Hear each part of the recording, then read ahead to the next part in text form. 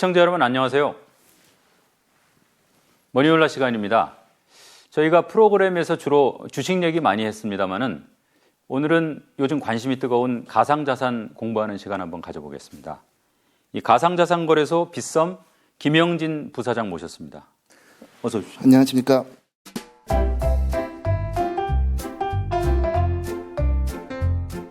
초대해 주셔서 감사합니다. 저희 그 머니홀라에서 사실 가상자산거래소 관계자 출연하시는 건 처음이거든요. 어려운 걸음 감사합니다. 오히려 초대해 주셔서 감사합니다. 우선 용어 정리부터 좀 하고 갔으면 좋겠습니다. 뭐 가상자산, 암호화폐 여러 용어가 혼용돼서 쓰이는 것 같은데 어떤 용어가 정확한 겁니까?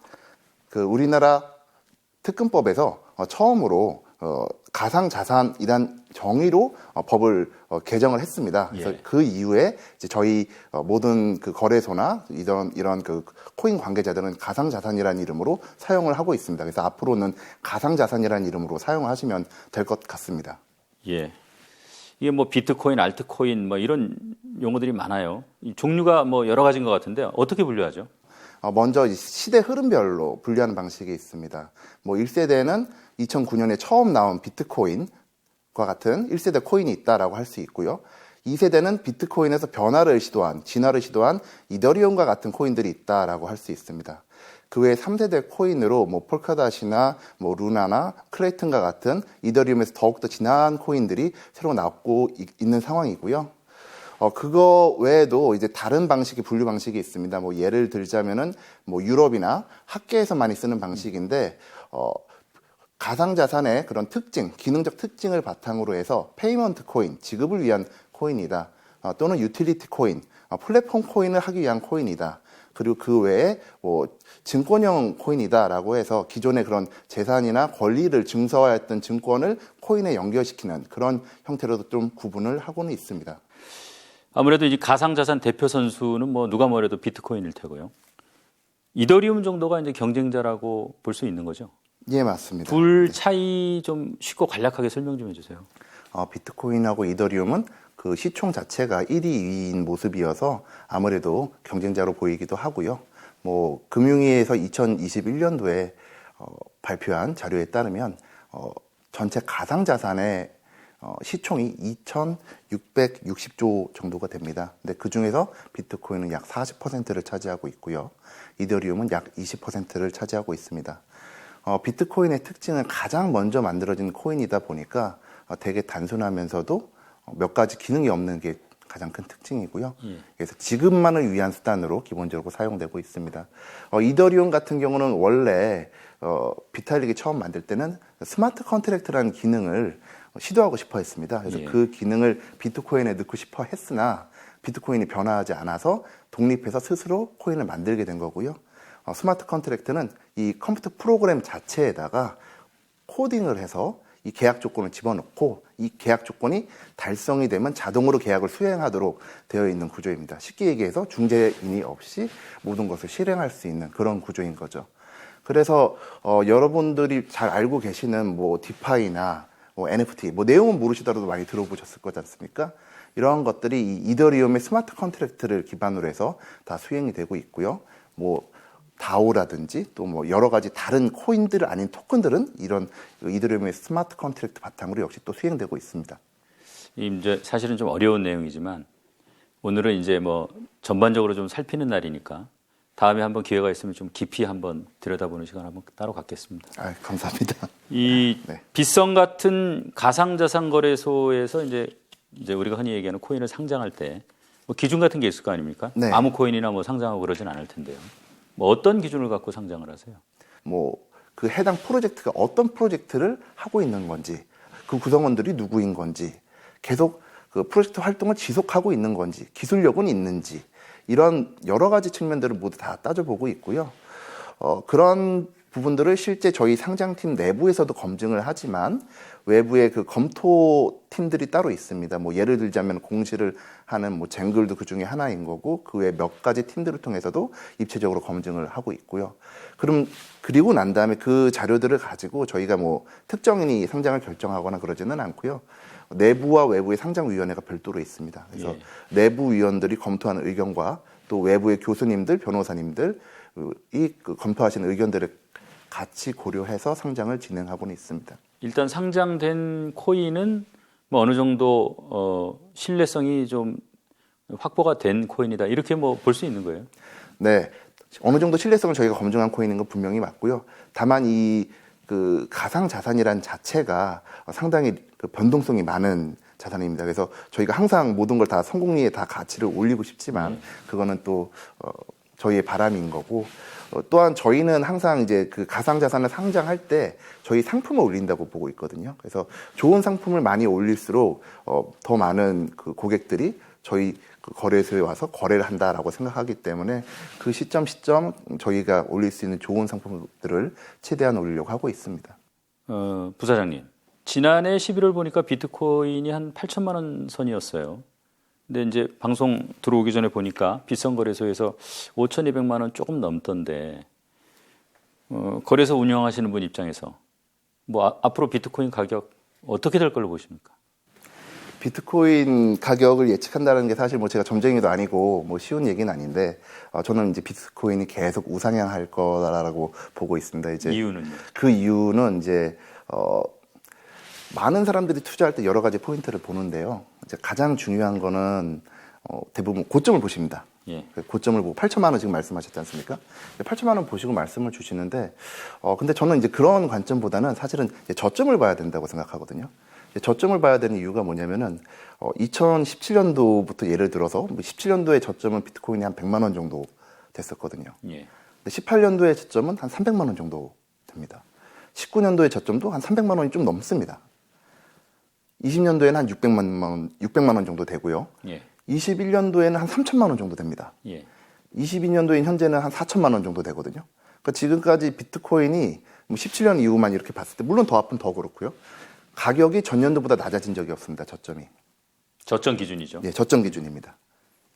저희가 기준을 일관적으로 봐야 되지 않겠어요? 예. 그럼 왜 저점 기준으로 해서 이렇게 가격이 계속 상승되느냐라고 했을 때, 제가 이제 표를 하나 본 게 있는데요. 2013년도부터 2022년도까지 그 고래라고 하는 그 자들의 그 비트코인 매매 동향을 분석한 표가 있습니다. 예.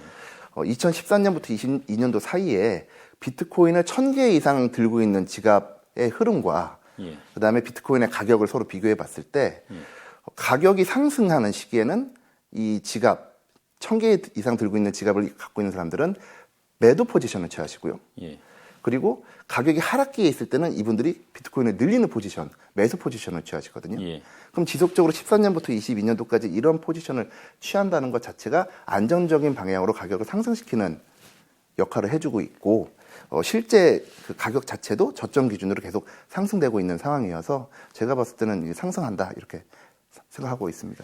좀 전에 이제 말씀하셨지만은 이제 흔히 고래라고 하죠. 네.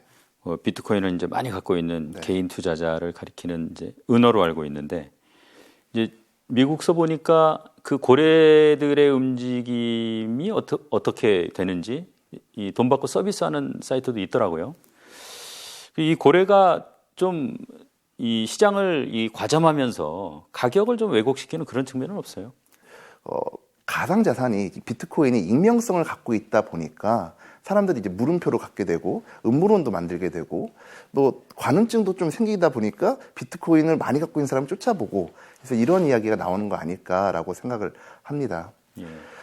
다만 이제 저도 제 나름대로 이제 고래의 기준이 있거든요.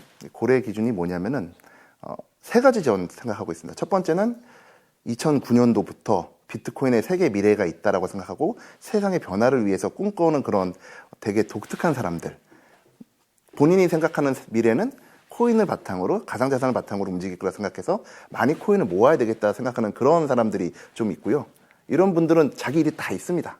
자기 생활 다 하고 코인 개수를 늘리는 것만 관심이 있는 이런 분들이 고래로서 한 분이 존재하시고, 또 하나의 파트는 이제 채굴자라고 생각합니다. 채굴자 예. 같은 경우는 코인을 채굴해서 그다음에 적정한 가격이 나오면 또 팔고 이런 활동을 하시는 분들이거든요. 근데 이제 코인을 채굴한다는 게 이제 전기도 많이 먹고 장비도 많이 사용해야 되기 때문에 예. 돈이 들 수밖에 없지 않습니까? 그래서 저는 이 채굴업자들이 이제 저희가 잘 알고 있는 업종이랑 유사한 게 고물상이랑 좀 비슷하다고 생각을 합니다. 예. 고물상이랑 비슷하다는 이유가, 그 고물상 중에 크게 고물상 하시는 분들은 몇 년간 계속 모으기만 하시거든요. 돈을 쓰면서. 뭐 할머니들이 종이 가져오시면 돈 내고 종이 받고 몇 년간 이 종이를 모으다가 원재재 가격이 충분히 올라갔을 때 한번 정리를 하면서 이렇게 다시 자금 순환을 하시더라고요. 그래서 이 코인을 채굴하는 업체들 역시 이러한 패턴들로 많이 하고 있고요. 그리고 세 번째로는 이제 기관 투자자라고 볼 수 있는데 이런 기관 투자자들 같은 경우는 이제 일반 자본시장에 계셨던 분들이기 때문에 아직 코인을 정말 싸게 저렴한 가격에 이렇게 모으지는 못하셨던 분들입니다. 그래서 아직까지는 비트코인을 모으는 포지션으로 남아있는 상황입니다. 그래서 지금 이 세 가지 포지션 모두 다 전체적으로 봤을 때는 비트코인의 그런 수급의 안전성을 이제 주는 그런 상태여서 이 고래들의 역할이 뭐 시장의 가격을 왜곡한다 보다는 시장을 안정적으로 우상향하게 하고 있다라고 저는 생각합니다. 이제 결국 이 모든 게 보면은 이제 재테크 풍경을 완전히 바꿔놓고 있는 것 같아요. 이미 뭐 그 문턱은 넘어간 거죠. 본격적으로 어떤 그런 변화가 시작됐다고 보십니까? 어떻습니까? 네, 본격적으로 변화가 당연히 시작됐다고 보고 있고요. 근데 그 가장 핵심은 저는 또 MZ 세대라고 또 생각을 하고 있습니다. 2030 세대들이 이 가상 자산을 중심으로 한 투자의 주축이라 생각을 하는데요. 뭐 이미 뭐 다 아시는 사실이지만 뭐 저 같은 경우는 뭐 정보를 검색할 때 뭐 네이버나 구글에서 키보드를 이렇게 쳐가지고서 정보를 찾는데 뭐 제 딸들 같은 경우는 뭐 유튜브에 들어가서 음성 검색으로 뭐라고 말을 해가지고 정보를 획득을 하더라고요. 이미 다른 거죠. 이미 그 정보를 습득하고 움직이는 패턴이 다른 건데 투자도 저는 마찬가지라 생각을 하거든요. 이미 주식을 하지 않고 코인 가상자산으로 투자를 금융 투자를 배우는 20대 30대들이 많고요. 그러니까 이게 뭐 젊은 사람들 기질에도 맞고 네. 또 이제 일과 끝나고 뭐 24시간 돌아가니까 네. 밤에도 할 수 있고 네. 그런 것들도 이제 많이 작용을 하는군요. 맞습니다. 예. 이 이제 관련 법안이나 규정 같은 게 이제 요새 많이 강화가 되고 있는 것 같아요. 이제 그런 기사들 보면은 트래블룰이라는 용어가 많이 나오던데 이게 뭐 이렇게 여행한다 뭐 할 때 그 트래블입니까? 예, 맞습니다. 그 트래블룰 좀 설명 좀 해주세요, 먼저.